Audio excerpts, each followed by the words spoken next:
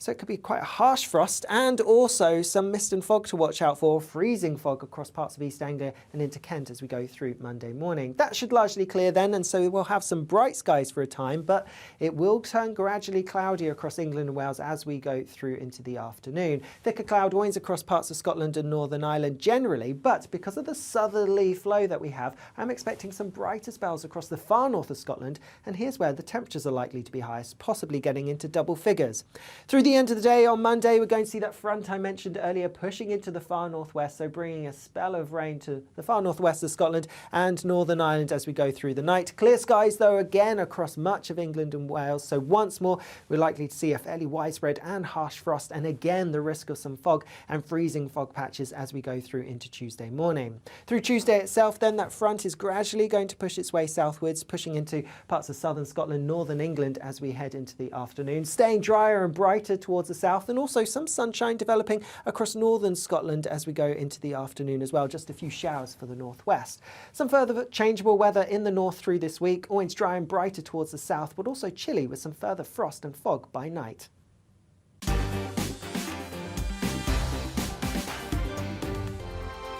We are GB News, the People's Channel. And right across the United Kingdom. You can find us on Sky Channel 512, Virgin Media Channel 604, Freesat Channel 216. Freeview Channel 236 and YouView Channel 236. You can also take us with you on DAB+ radio with the GB News app and at the website gbnews.uk. We're absolutely everywhere. Come join us on GB News, the People's Channel, Britain's news channel. Join me, Nana Akue, Saturday and Sunday afternoons on GB News. Expect fiery debate and passionate discussion as me and my panel tackle some of the biggest topics hitting the headlines. It's a place for everyone's opinion. No one gets cancelled, but no one gets an easy ride. Oh, she's on it today! Be ready for conversations that are fierce, frank, and of course, fun. Every Saturday and Sunday afternoon from 4 p.m. on GB News, the People's Channel. Join my show Farage, 7 p.m. till 8 p.m. Monday through Thursday, and there you will get opinion, analysis, debate, and I'll cover stories that nobody else dares to touch. You've been cancelled. Join the club. Oh my goodness me. And then for the last 15 minutes, talking pints. We're over a drink. We have a civilised conversation with someone. We very often disagree, but we do it in a grown-up way. Come and join me on Farage. Hello there, it's Eamon Holmes here from Breakfast on GB News. We're not just on your television and your screens, you know. We're on DAB plus digital radio, so you can listen to your favourite shows on the move. If you've not yet listened to GB News Radio, it's very simple. We're on your radio player and TuneIn apps, on your smart speaker, phone or tablet, or online at gbnews.uk. Take us with you wherever you go. GB News Radio. You never have to miss a moment of the People's Channel. Hi, Andrew Pierce here. Join me every Friday lunchtime for a proper no-nonsense debrief of the week's events. With special guests in the studio and the GB News team on the ground, I'll be getting you up to date with news, some intelligent discussion and my own sharp take. The weekend starts here with me every Friday lunchtime on GB News, the People's Channel, Britain's news channel. Join me, Lawrence Fox, on GB News. Frank, fun, fearless, and sometimes serious. Much as I love a Friday night punch-up, what I really want is a battle of ideas. I want to look at things differently. I want to hear different voices and engage with your unique experiences. Every Friday at 7 p.m. on GB News. We are GB News, the People's Channel. Why not take us home with you by visiting the GB News shop at gbnews.store. You'll find all the official merchandise, a really good present actually for yourself, your friends or your family. We ship across the UK mainland at no extra cost. GB News, the People's Channel. We are GB News, the People's Channel. And right.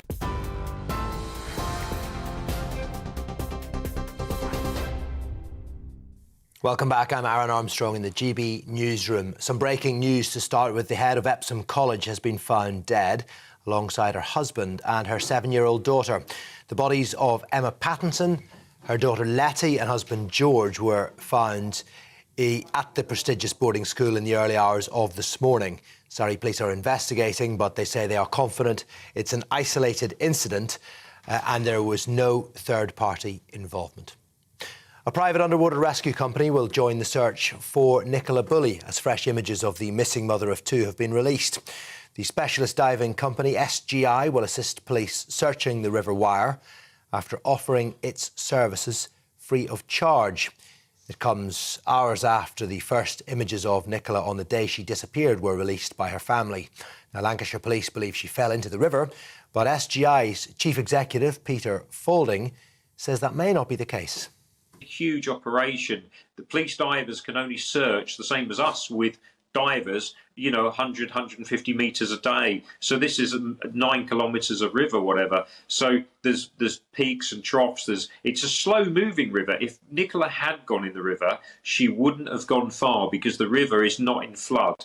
And my experience of dealing with these drowning victims, they don't normally travel far. They often, where they go down, they are there where they fall in. The Met Police has again apologised to the victims of the serial rapist David Carrick ahead of his sentencing hearing tomorrow.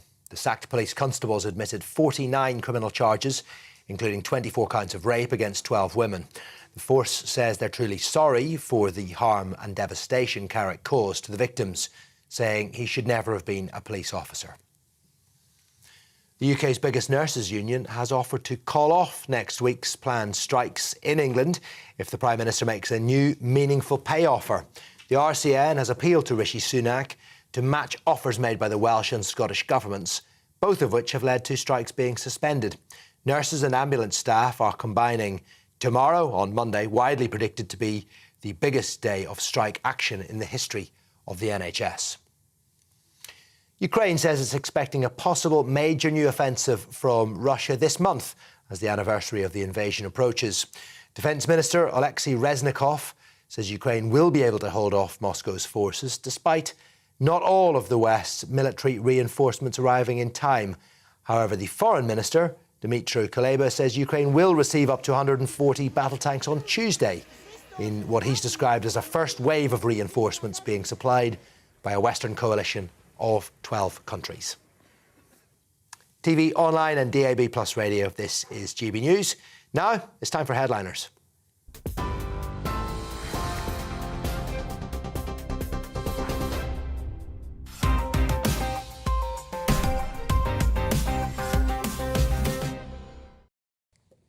Hello, I'm Josh Howie. Welcome to Headliners, where we're going to take a high dive into the shallow pool that is Monday's papers.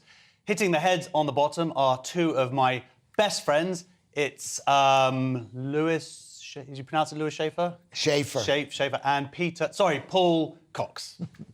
Guys. But first, let's look at Monday's front pages. The Daily Mail, no wonder NHS can't afford union pay demands. The Eye, Truss sparks Tory turmoil over tax cuts. The Guardian, chief nurse warn over deadlock on NHS pay. And The Mirror, 1 hour later, she vanished. Menacing mum captured on new footage. The Times, delusional Truss will cost votes, Tories fear. The Daily Star, Arctic, brass monkeys, energy grid, under pressure in polar plunge. And those are your front pages.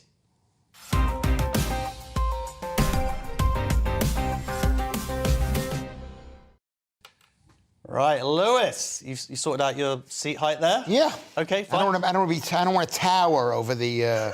Intellectually as well as physically, fair enough. Let's start with the Daily Mail. Well, the Daily Mail is my favourite newspaper because you get the most news per dollar or per pound, whatever. And the Daily Mail is it's thick. It still has lots of stuff. 90p. Good value. It's not even a pound. It's really good value. I don't believe anything that it says in there, but at least you have something to read. There's a lot of it. It's like what comes out of your mouth, really. Yeah. That's not true. Don't. Anyway, so this is the big story. Is no wonder the NHS can't afford union pay demands. They're talking about the nurses' strike, and because of the nurses' strike, that the government is paying £400,000 a day, which is like $1 billion a year, maybe. Yeah, good maths going on there. Yeah, I just did that right now because anyway, I was going to say what I am. Okay. Don't worry, mate, we know what you are. We know. They can see it. They can see the brain is thinking. And they spend it on private ambulances and taxis for patients. And because the patients in this country are used to public taxis, which is what's called ambulances. So I don't know if they're losing any money. Because I think they are losing money if it's not built into the system. Well, are they the ambulances that aren't running? Are they still paying for them? Or not paying for the tax for the ambulance? The point is, it's more expensive going private in this case because they're having to pay people on short-term contracts and more. Right. Paul, it's £500,000 a day, isn't it? That it's basically being frittered away, which should be just included in the system that we already pay for. Yeah. That's the gist of it. You know what? I've been trying to form an opinion on this. I was talking to Lewis, actually, behind the scenes, and I've been trying to form an opinion on this for weeks now, and I'm conflicted because, on one hand, I think, everybody should have the right to strike or at least means to be able to challenge something, challenge their employers, challenge the government, whatever it might be. But at the same time, I'm desperately uncomfortable with public servants, particularly in the NHS, being able to strike without a minimum level of service. And I know that can be misconstrued because that's what this new bill is trying to achieve. But if you flip that around, it sounds like what they're actually trying to achieve is stopping people or making it illegal for people to strike. I'm not conflicted about that because I think there should be a minimum level of service. And this just goes to show that type of thing is affordable. If we can afford £400,000 a day for taxis or whatever it might be, I don't want to be too flippant about this. It's very serious. And tomorrow could be a very dangerous day for the UK. We just don't know what's going to happen with both ambulance and nurses. To point out, this is the largest NHS strikes in history. So it's not just one part of the service going on strike and another part another day. This is the conglomerate. Altogether. It's a perfect storm, potentially. Well, on one hand... Hopefully there won't be a storm. No. On one hand...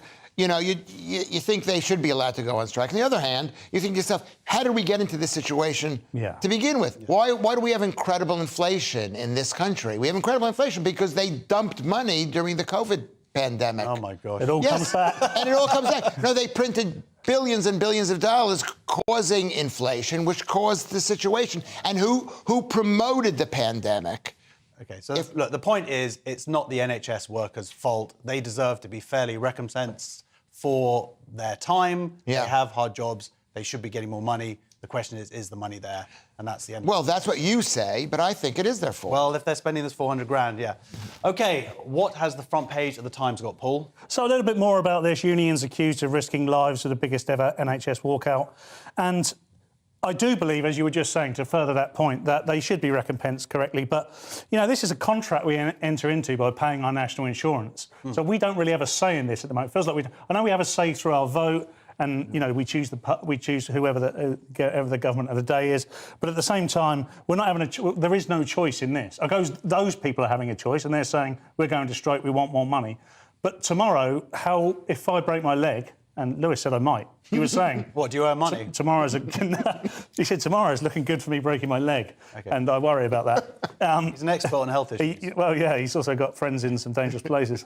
Well, I think you're taking care of your poor health yourself. You're doing a very good job to be unhealthy.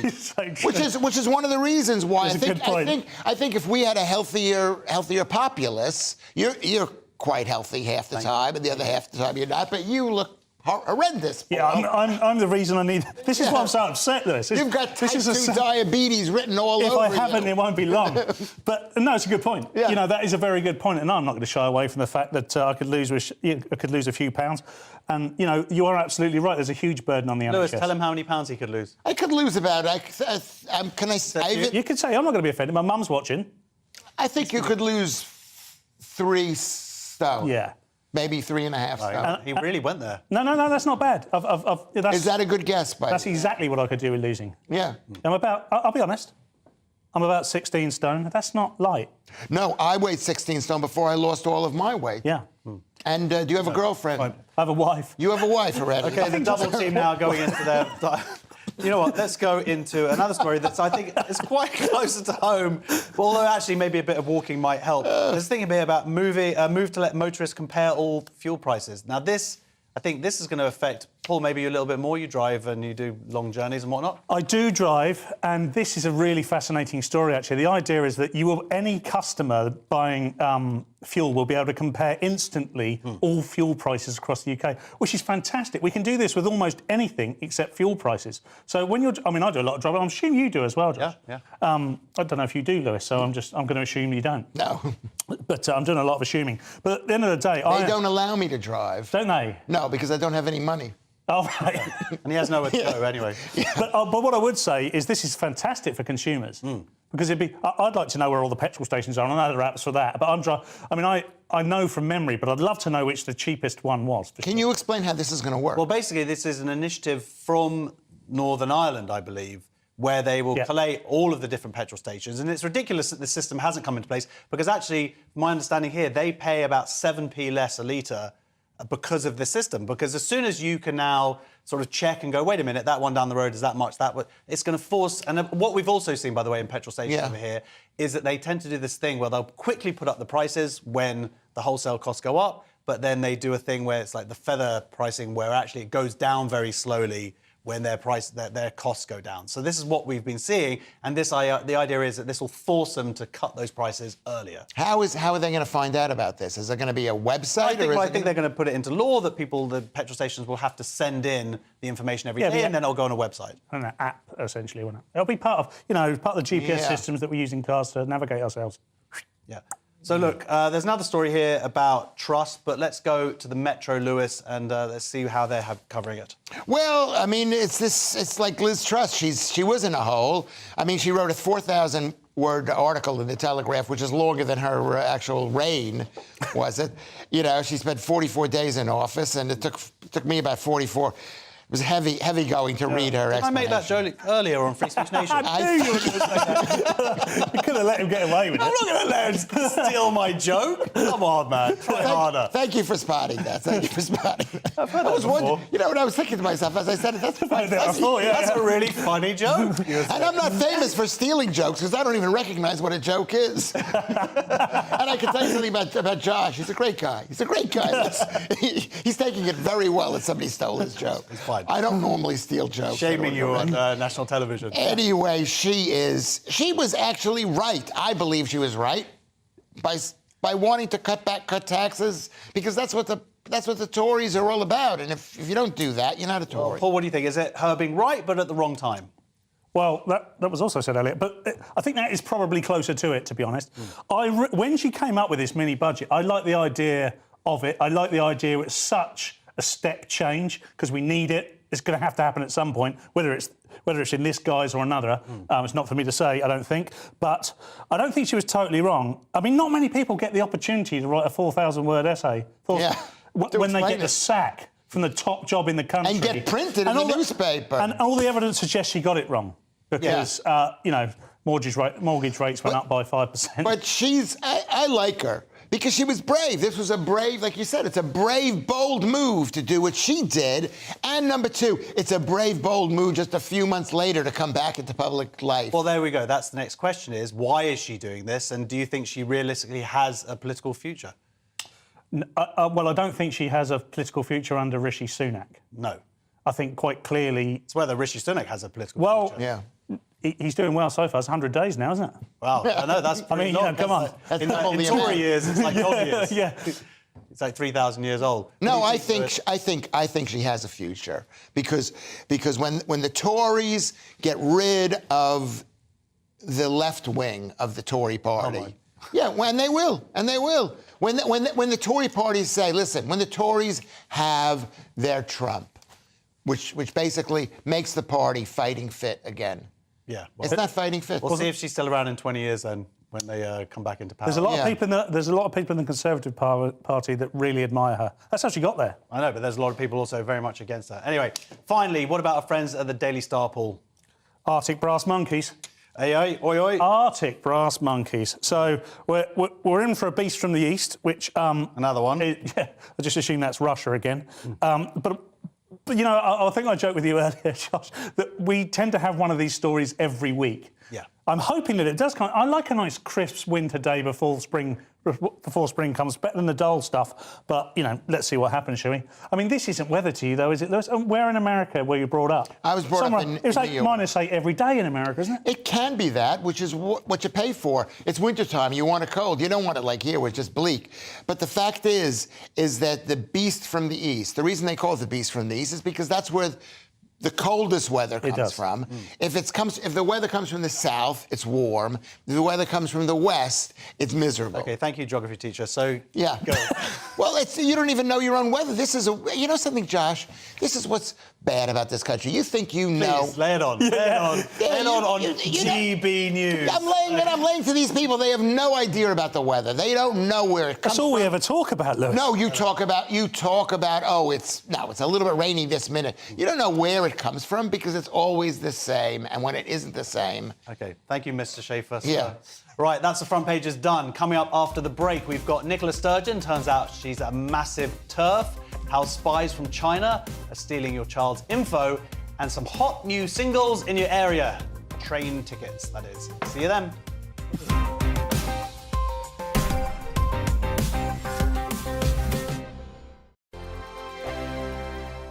Monday to Thursday, 9 p.m. till 11 p.m. Join me, Dan Wootton. I'll bring you the sharpest takes and hottest debates. Do you not believe in prison? I don't believe in prisons. I'm completely stunned. I guarantee you there'll be no spin, no bias, no censorship. I actually was personally quite offended by it.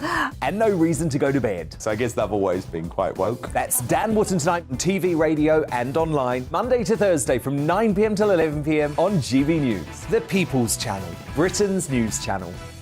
Hello, I'm Michelle Dewberry, and you can join me every weekday 6 till 7 on Jubes and Kerr. You're an inspiration to us all. Clip that bit off. Well, you are. That's my ringtone. My political ambitions those days are gone, I can tell you. She's only teasing. Go on. He's probably going to want to lay down now. I'll give him 2 minutes to have one. Let's respectfully disagree. That's what we like on Jubes and Kerr. Come and join us. GB News, the People's Channel. Michelle Dewberry, weekday evenings at 6 o'clock. I'm Andrew Doyle. Join me at 7 o'clock every Sunday night for Free Speech Nation, the show where I tackle the week's biggest stories in politics and current affairs with the help of my 2 comedian panellists and a variety of special guests. Free Speech Nation, Sunday nights from 7 on GB News, the People's Channel, Britain's news channel. I'm Michael Portillo. Join me on GB News on a Sunday morning for topical discussion, debate, arts and culture, and sometimes even ethical dilemmas. I don't always agree with you, Michael. Michael Portillo, Sundays on GB News, the People's Channel, Britain's news channel. He's the king of breakfast TV, and he's back. Eamon Holmes, back on the TV with me this morning. Even remember my name. I know, it's been 4 months. You have holy water by your bed? Oh, yes. Oh, already to bless. Yeah. Oh, Eamon. Oh. Why do you not believe anything I say? Eamon Holmes back on GB News Breakfast at 6 a.m. This year on GB News, we've got brand new members in the family. Join us. Across the entire United Kingdom, we cover the issues that matter to you. GB News will always stay honest, balanced and fair. We want to hear whatever is on your mind, and we don't talk down to you. The establishment had their chance. Now we're here to represent you. Britain's watching. Come join us on GB News, the People's Channel, Britain's news channel. We are GB News, the People's Channel. and right across the United Kingdom. You can find us on Sky Channel 512. Virgin Media Channel 604. Freesat Channel 216. Freeview Channel 236. And YouView, Channel 236. You can also take us with you on DAB Plus Radio. With the GB News app and at the website gbnews.uk. We're absolutely everywhere. Come join us on GB News, the People's Channel, Britain's news channel.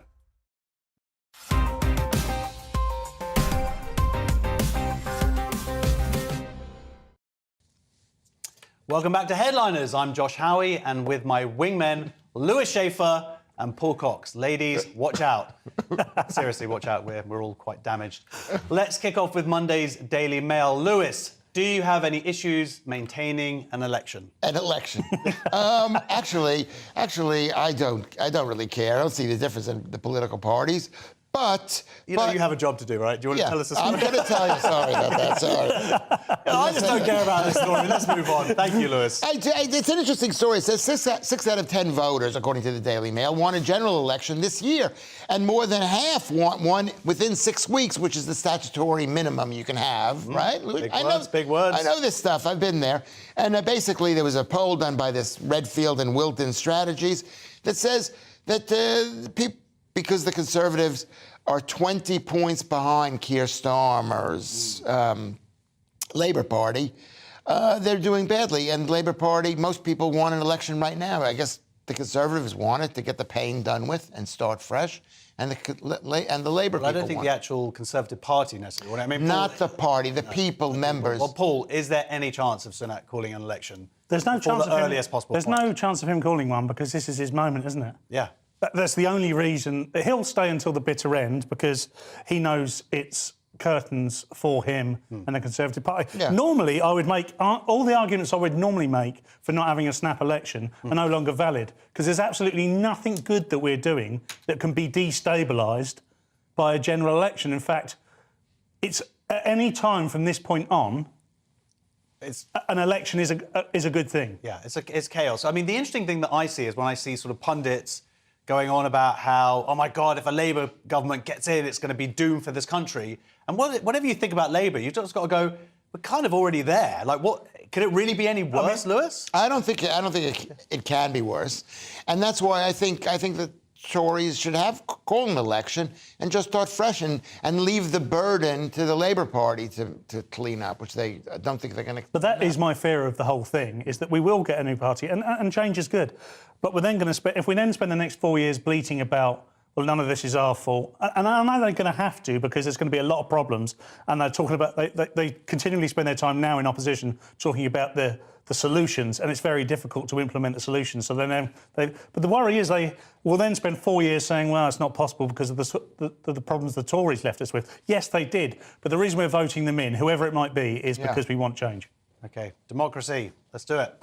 There's a Guardian next, and maybe stripper cops might actually be less dodgy than real cops, Paul. I mean, to be fair, that is a great analogy because it probably would be true. Officers with prior convictions and close links with criminals are among hundreds who have joined the police in the last 3 years.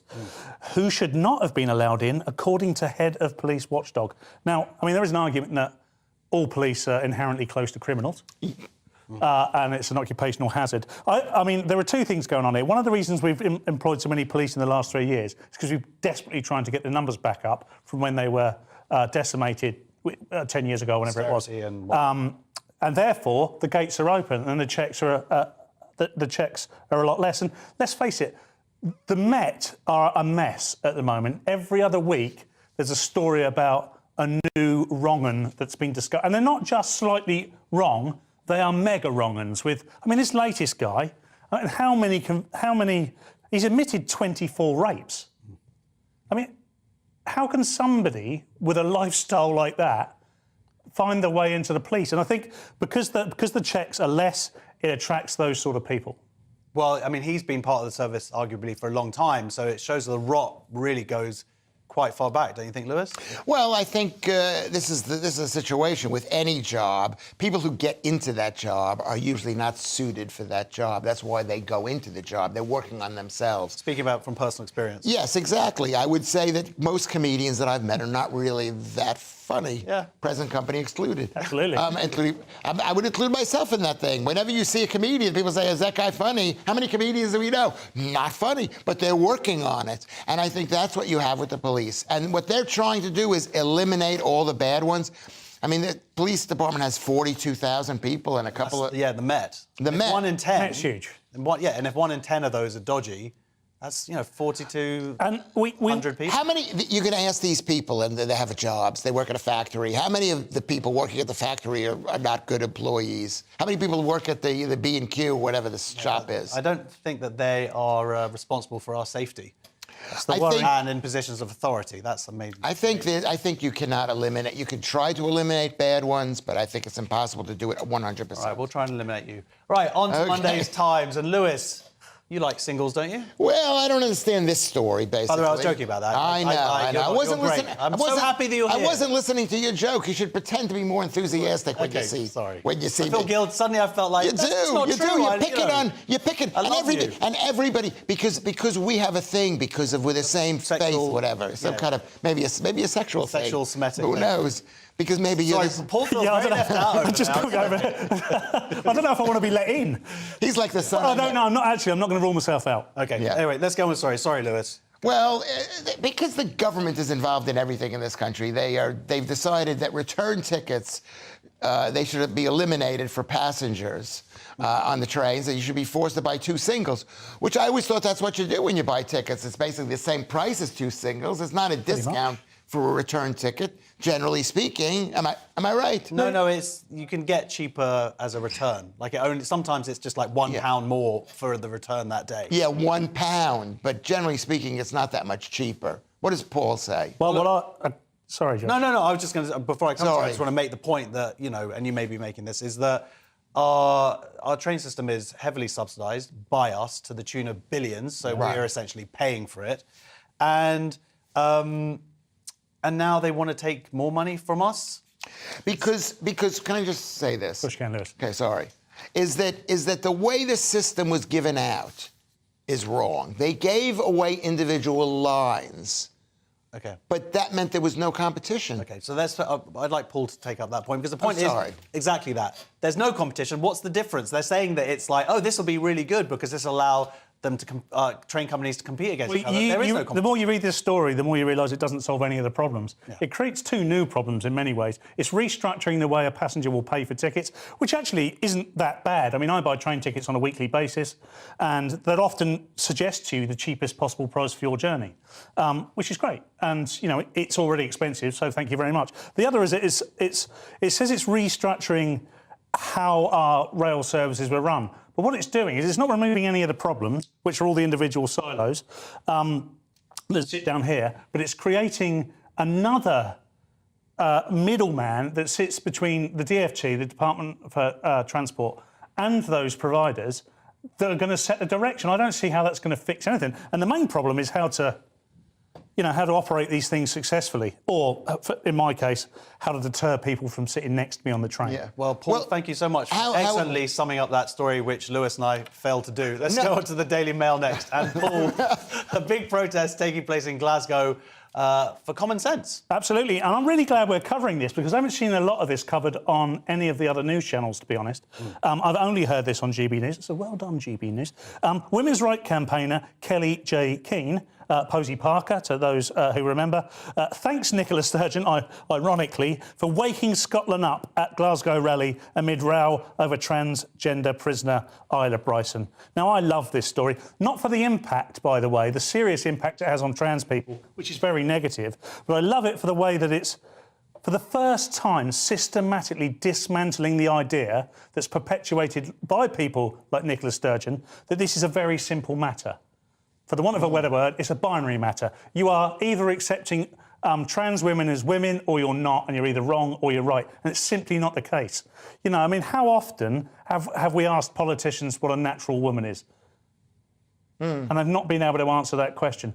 If they can't tell us that, why? I certainly wouldn't want them in charge. Yeah. But yeah.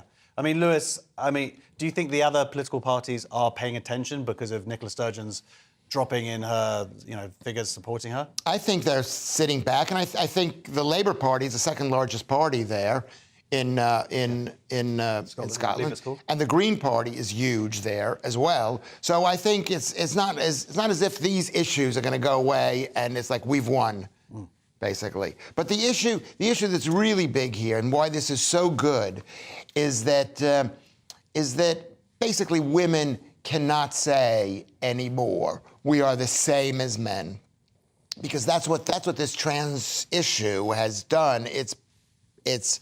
It's women for years have been saying we belong in men's spaces, and now men are saying we belong in women's spaces. Well, it's great that the cause of who knew there was a counter-argument? Double male rapists going into women's jails, and it comes back to because women for years have been saying we are alike, and now men, and not about me, but now men can say we don't want women coming into our spaces. We need safe spaces too. This is interesting. I have thought something somewhat similar in that, Paul, this is the beginning of now us actually talking about this stuff. Do you think this is going to widen the conversation? Absolutely. And Lewis is right. The other political parties are stepping back. All you heard there was Lewis is right, didn't you? Didn't hear what I said after that. But you are right, Look, I would like to see Keir Starmer, in order to smash the election next time, is going to have to answer this question properly. And that's what I'd like to see from a Labour Party, because that will show that he's listening. I don't know, Keir Starmer, if you are listening, if you are watching, please, anybody knows him, just sort this issue out. My point is a big point, which Don't is... listen to Lewis. No, my point is a really big point. It's suddenly women are saying, we are not the same as men. You get to be a misogynist again, it's okay. That's not misogyny. Stay tuned for some meaty How is that misogyny? And why... I want you to take that back. Okay, you're not misogynist. And why you can no longer jump the gun, and what do teenage boys get up to in the woods. See you in a sec. Misogynist.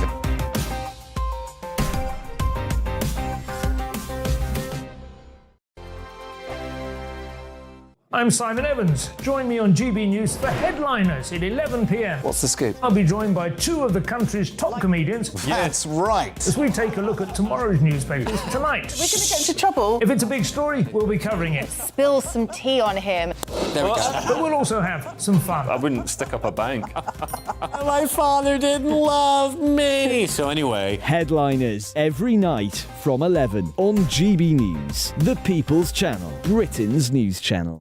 Monday to Thursday on GB News, it's Bev Turner Today from 10 a.m. We're going to be here for you, our GB News family, to keep you up to date, but also make you smile. The guy went from puberty to adultery. And I can't wait to bring a few of my own opinions. I have no time for cultural totalitarianism. We'll engage in passionate, but always polite debate, with your thoughts and opinions at the centre of it all. Only on GB News, the People's Channel, Britain's news channel. I'm Mark White. As GB News Home and Security Editor, I cover those key issues that are so important to you. Our authorities, our communities doing all they can to combat violent crime. With the public services under unbearable strain, why are we still failing to control our borders? Defence, the first priority of any government, has been continually hollowed out. Can we trust our politicians to protect the armed forces? Join me, Mark White, on GB News. We are GB News, and we'd like to say thank you to each and every one of you for bringing us your conversations, for helping our great nation find its voice. We are here for you on radio, television, and online, across England, Scotland, Wales, and Northern Ireland. It's not the BBC, you actually get your facts right. We are proud to be GB News, the People's Channel, Britain's news channel. I'm Michael Portillo. Join me on GB News on a Sunday morning for topical discussion, debate, arts and culture, and sometimes even some ethical dilemmas. I don't always agree with you, Michael. Michael Portillo, Sundays on GB News, the People's Channel, Britain's news channel. Hi, Andrew Pierce here. Join me every Friday lunchtime for a proper no-nonsense debrief of the week's events. With special guests in the studio and the GB News team on the ground, I'll be getting you up to date with news, some intelligent discussion, and my own sharp take. The weekend starts here with me every Friday lunchtime on GB News, the People's Channel, Britain's news channel. Every weekend, it's Mark Dolan Tonight. Bigger and better, starting at 8 p.m. Friday and Saturday. Can't be too safe. Bring it on. Has there ever been a more innuendo feature? And Sundays, we're on at 9. It's ridiculous. Just get on with it. Maybe you should get a proper job. Only on GB News, the People's Channel, Britain's news channel.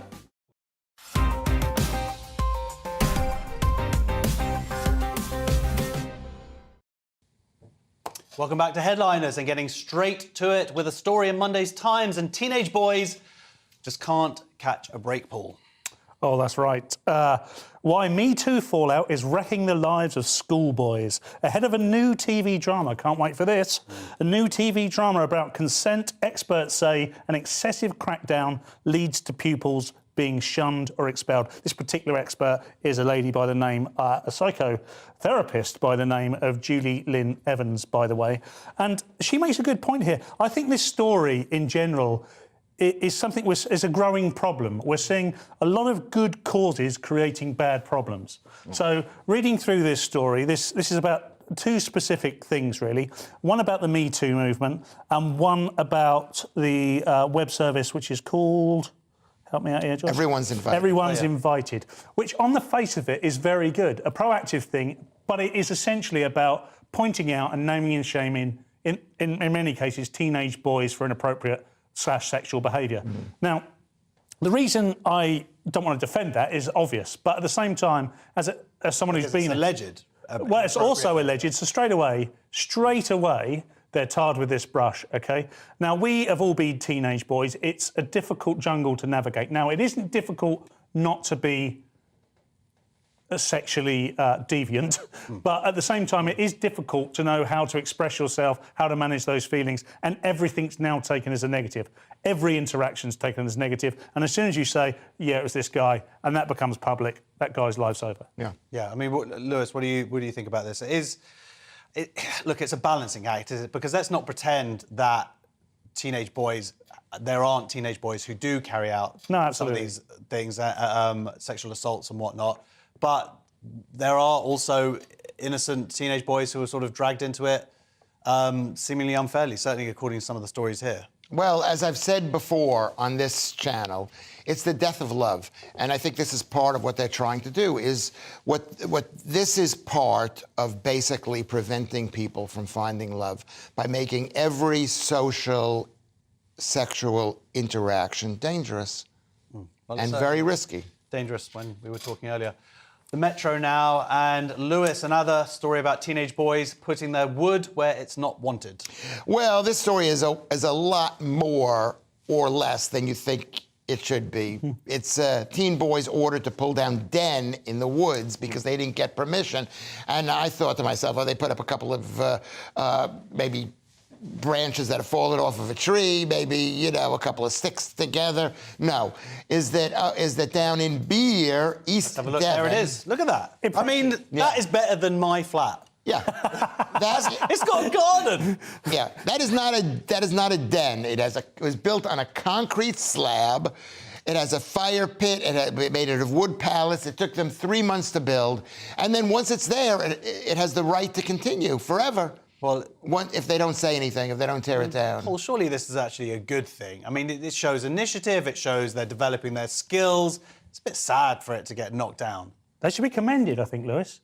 I mean, these are the only teenage boys in the whole of the UK that aren't on OnlyFans or drugs. They've been in the back garden building a den. Yeah. When was the last time you heard of teenage boys or girls out in the woods building a den? An impressive den. I mean, I noticed a few structural issues there, so they could do with a few pointers. But at the end of the day, I think this is fantastic. Yeah. This is what they should be doing with their time. I mean, the council, obviously, nuts. Yeah, they've had one complaint and that's it. It's going down. They're 16 years old. Yeah, well, I know, respect. If you want to invite me over... That's old enough, is that what you're saying? You know what? The answer is no. Somebody should have said no. That's a bit too much. OK. Let's have a look at the Daily Mail now. And, Paul, it seems that the language police are better funded than the actual police. Oh, my goodness. Oh, my goodness, right. I'm just going to read quite a bit of this story because I think it provides quite a lot of context. I don't mean I'm going to speak for hours, don't worry. There are words and phrases that have been part of the English language for centuries. We all know them. But now jump the gun, roll with the punches and even deadline are on a new ultra-woke list as terms to avoid because they are considered too violent. Too violent. Instead, safer alternatives are suggested with, for example, that'll kill two birds with one stone being replaced with that'll feed two birds with one scone. It doesn't make any sense. It makes absolutely no sense. If someone said that'll feed two birds with one scone, I would I would use some violent language. Well, exactly. And we all remember that. We all remember the phrase, sticks and stones will break my bones, but words will never hurt me. It wasn't just a nice, polite little rhyme. It was a little life lesson about stoicism. And we seem to have chucked stoicism out at some point. Well, now, Lewis, this actually is from a company. She's the diversity person for a company called Phenomenex. I think maybe they might have been better spending that time coming up with a decent name. Well, you know what? They get money from the state of California.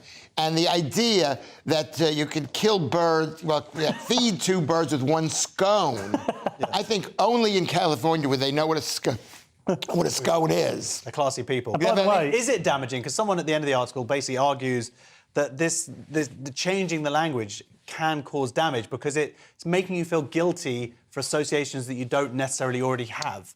Well, like using, kill two birds with one stone. Suddenly it's like you've been actually sinning your whole life. the thing about this is that language changes anyway, whether the government has anything to do with it. Well, over time, they'll be stopped being used because some of these state phrases are not going to be used. Yeah, we've got to stop forcing things, haven't we? Yeah. Monday's Mirror Next. And Lewis, 3 women have pulled out from Jeremy Clarkson. Wait, have I got that the right way around? Well, Jeremy Clarkson hit with Meghan backlash as 3 female stars refused to go on Millionaire.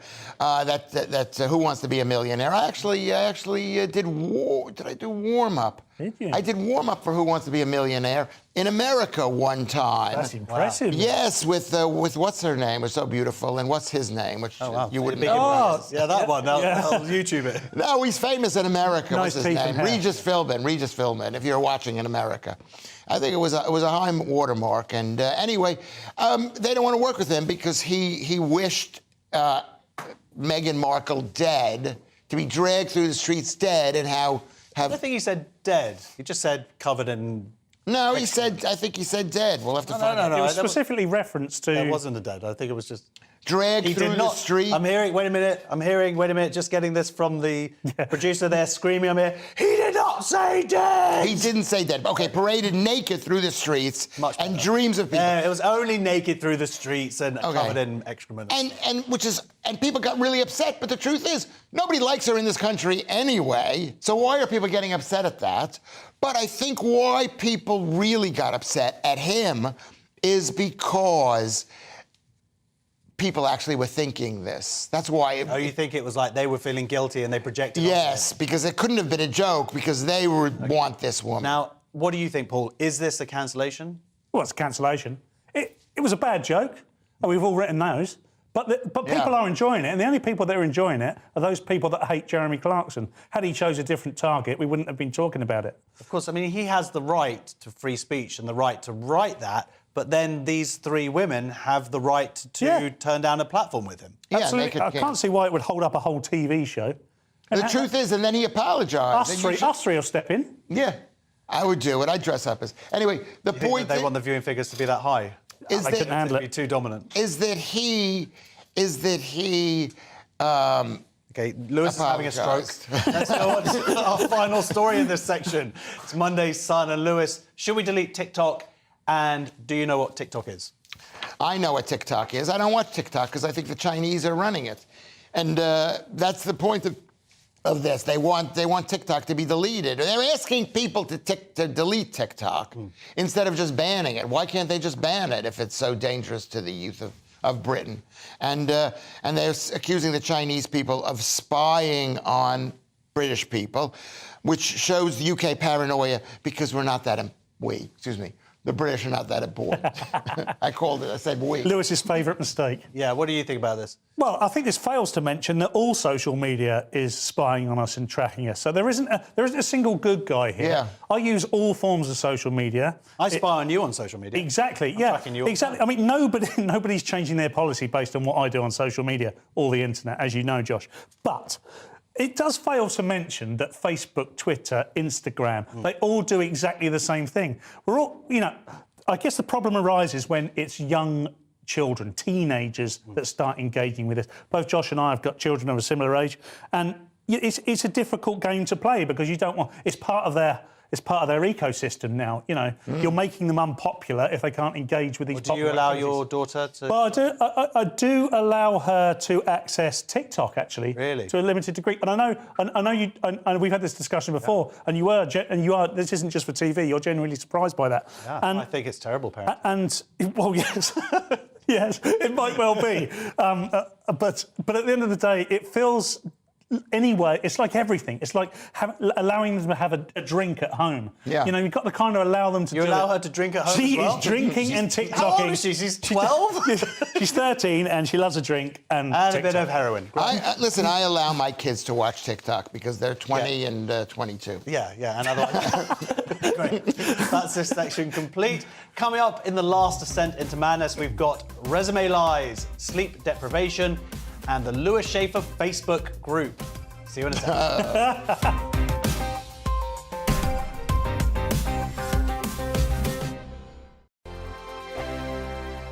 Here on GB News Live, we'll be keeping you in the picture, finding out what's happening across the country and finding out why it matters to you. We'll have the facts fast with our team of reporters and specialist correspondents. Wherever it's happening, we'll be there from 12 noon on TV, radio and online. GB News, the People's Channel, Britain's news channel. I'm Andrew Doyle. Join me at 7 o'clock every Sunday night for Free Speech Nation, the show where I tackle the week's biggest stories in politics and current affairs with the help of my 2 comedian panellists and a variety of special guests. Free Speech Nation, Sunday nights from 7 on GB News, the People's Channel, Britain's news channel. Join me, Patrick Christie's, Monday to Friday, 3 till 6. We tackle the day's news agenda like you've never seen before. It's high tempo, high octane, the most controversial topics, and the best guests. You will not be able to take your eyes and ears off it. I'm not afraid to ask the questions that you really want answered. 3 till 6 p.m, Monday to Friday on GB News, the People's Channel, Britain's news channel.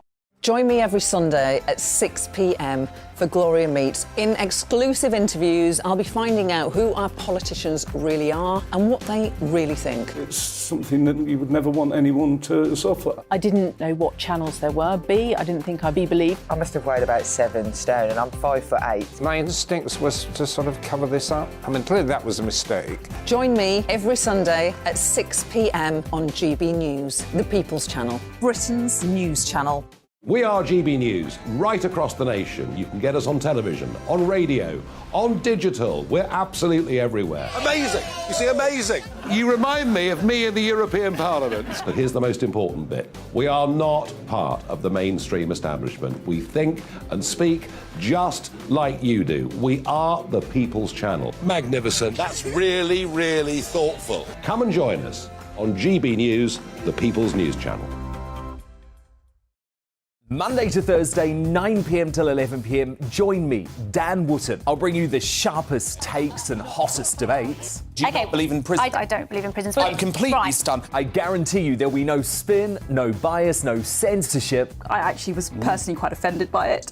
And no reason to go to bed. So I guess they've always been quite woke. That's Dan Wootton tonight on TV, radio and online. Monday to Thursday from 9 p.m. till 11 p.m. on GB News. The People's Channel, Britain's news channel. This year on GB News, we've got brand new members in the family. Join us. Across the entire United Kingdom, we cover the issues that matter to you. GB News will always stay honest, balanced and fair. We want to hear whatever is on your mind. And we don't talk down to you. The establishment had their chance. Now we're here to represent you. Britain's watching. Come join us on GB News, the People's Channel, Britain's news channel.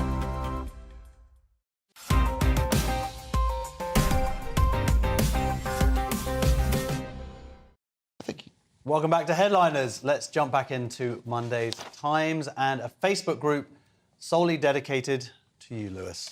Well, why do you pick on me for this? But I actually know something about this kind of thing. There's a Facebook group that asks, are we dating the same guy? It's for women to check up on the guys that they're dating with. It's on Facebook, and it's all across the world in America. And it's wherever you've been, basically. Wherever you've been. But the truth is, why is this a problem for women? It isn't a problem because women always date the same guy. They don't want to date a guy without a boyfriend. They want to date a guy with a boyfriend. This has nothing to do with the story. It does have something completely to do with the story. What are you talking about? This is a website so women can check up on the guys that they're matched with. Yeah, but the point is, they don't need to check up because they know that every single guy that they've ever been with is dating somebody else. What do you think? But that's not the story. That is the story. That is the story. Tell us the story. So they may be looking for the same bloke with the same characteristics, Lewis, but in this case, they are all appearing to date exactly the same guy, and they're using Facebook to identify if that's the case by sharing images that are on. I mean, none of us have probably used internet dating, so we're all... it's unfamiliar territory for us. But I assume these women are sharing that data. They're saying, I went on a date and he did this, he said that, he looks like this, whatever. And they're all going, that's the same guy I'm dating. I mean, we could do with this for sort of global politics, really. That's exactly my point. Do you think it's going to stop any woman from dating that guy? No, yes, I do. I think if enough red flags come up, and this guy, it turns out he's married, I dated him, and because they're sort of reporting, that isn't actually, a red he said he flag loved me, and then turns out he just. Then you could tweet me at Louis Schaefer. That is not a red flag to a woman. The idea that a man has lots of choices. When Louis Schaefer was single, when I was single, do you think I had anybody interested in me?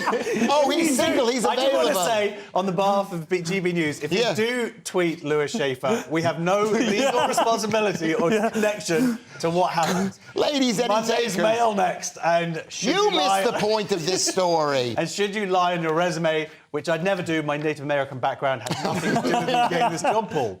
Yeah, there are 5 lies you should never tell on your resume, according to experts who warn... I worked with Louis Schaefer. That warned that you could be fired if your new boss found everything out.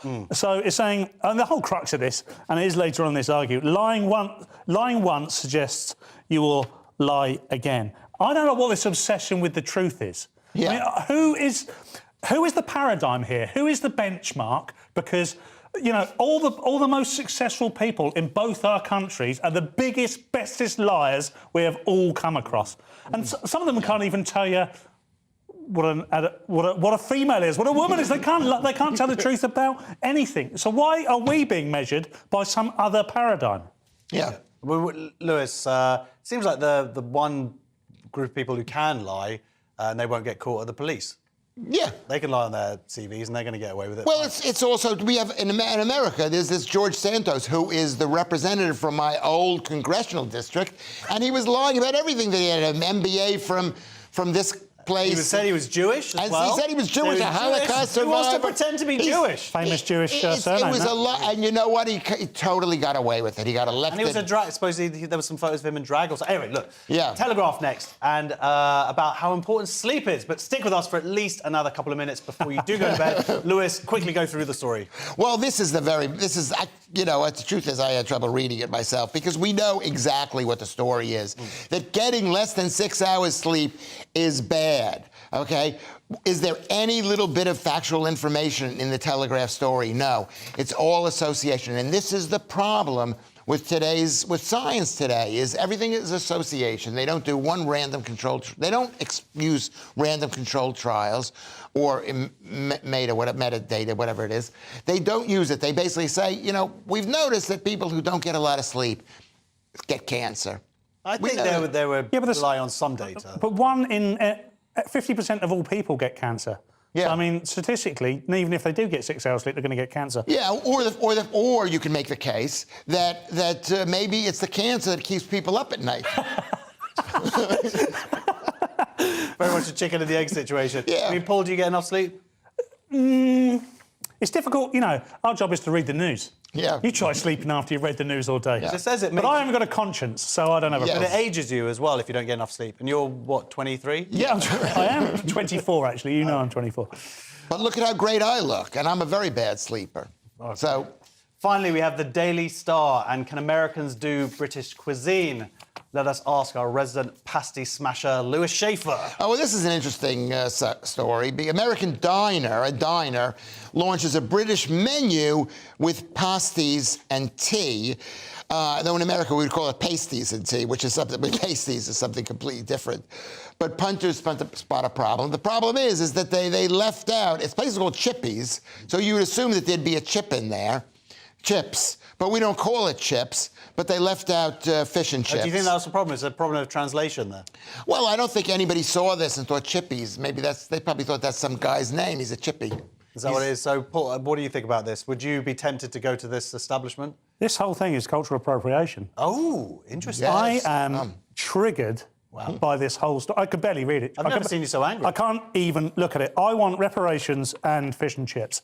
But, hey, look, they gave it a good go. They got nearly everything right. They just didn't have fish and chips on there. And it's not our best meal, is it? It's also, I'm just wondering how popular. Do you think it's a popular idea? This is it. Do you think that this is going to take off and start like a whole chain? Well, or something? perhaps there British was food, because we're not famous for our food, are we? Well, there was a big chain of fish and chip restaurants owned by a British actor called Arthur Treacher that was very big in the 1960s and 1970s, and I think people lost interest in it. Really, I mean, it didn't really fly to the sky. Arthur Treacher's fish and chips. Wow. Okay, that's an very obscure. It's an obscure reference. Terrible fact to finish the show. Thank you so much, Lewis, for sending people to bed that little bit earlier so it could save them from cancer. I'm sorry, you've been so critical of me the entire show. Okay. Can't you pretend to like me? I love you. Can't you That's all for tonight's show. Can you see the tension between Let's take Josh another and quick me? look at Monday's front pages. I get more love from Paul over here. Shut up! No wonder NHS can't afford union pay demands. The Eye, Truss sparks Tory turmoil over tax cuts. The Guardian, chief nurse warn over deadlock on NHS pay. The Times, delusional trusts will cost votes, Tories fear. The Daily Star, Arctic brass monkeys energy grid under pressure in polar plunge. Woo! There you go. Thank you very much to my very good friend Lewis Schaefer, my very good friend Paul Tops. Thanks, guys. That was a lot of fun. I hope you enjoyed that. Headline is back tomorrow at 11 p.m. with Simon Evans, Stephen Allen and Francis Foster. And if you're watching at 5 a.m. because you have a real job, stay tuned for The Breakfast Show coming next. Bye.